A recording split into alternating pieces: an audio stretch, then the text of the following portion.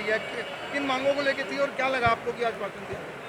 साझा मोर्चा की प्रदेश सरकार के साथ पूर्व में 4-5 दौर से बातचीत हुई है, जिसमें कर्मचारियों को मांगों को जायज़ मानते हुए सरकार ने ये कहा था कि हम इनको परिपत्र जारी करेंगे और लागू करेंगे। लेकिन बड़े खेद के साथ कहना पड़ रहा है कि 17 जुलाई को माननीय परिवहन मंत्री असीम गोयल की अध्यक्षता में और मुख्यमंत्री के राजनीतिक सलाहकार वी उमाशंकर और विभाग के सभी उच्च अधिकारी उस बैठक में शामिल थे, जिसमें कर्मचारियों की 9 से 10 मांगों के बीच में समझौता हुआ था, सहमति बनी थी और ये आश्वस्त किया गया था कि हम इन मांगों को जल्द लागू कर देंगे।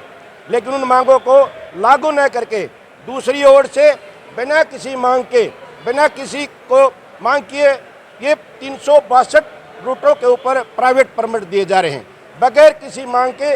जो इलेक्ट्रिक बसें रोडवेज बेड़े में शामिल की गई हैं, जो बहुत महंगे रेटों पर ठेके में ली गई हैं, सरकार द्वारा, देखिए बड़े विचित्र बात है, सरकार द्वारा आम जनता को रियायती दरों में फ्री की सुविधा या कोई कुछ थोड़ा बहुत किराया लगे, उनमें ये सुविधा भी लागू नहीं है।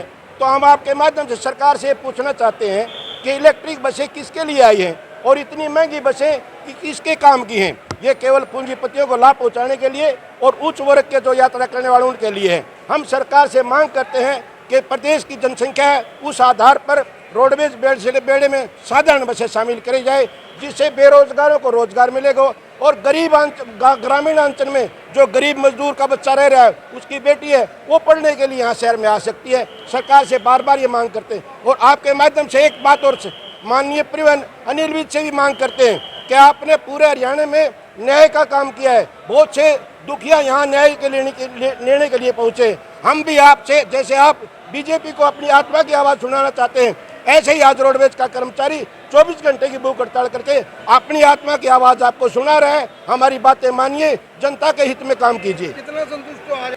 हम तो प्रशासन का काम है ये काम करना और हमारा काम है जो जनता हित की और कर्मचारियों के हित की समस्याओं को लगातार उठाए रहना। अगले चरण के अंदर हमारी जो ये भूख हड़ताल 6 चरण में थे, जिसका तीसरा चरण पूरा हो गया है और जो छठा चरण है 5 मई को पूरा होगा और 8 जून को यहीं न्याय मंत्री जो हैं, हमारे न्यायकारी मंत्री माननीय श्री अनिल विज की गृह क्षेत्र में न्याय मार्च निकाला जाएगा। कितने दिन से भूख हड़ताल? ये भूख हड़ताल कल से शुरू हुई थी 12 बजे से। आज 12 बजे इनको जूस और केले दे के समाप्त करवाई गई है। इनकी मांगे जो भी हैं वो आगे प्रशासन को दे दी जाएंगी और उम्मीद है कि प्रशासन द्वारा वे पूरी भी करेंगे। जीएम साहब, हाईकोर्ट की वजह से, अर्जेंट डेट की वजह से उन्हें जाना इनको बार बार स्ट्राइक करनी पड़ती है, इनकी मांगों को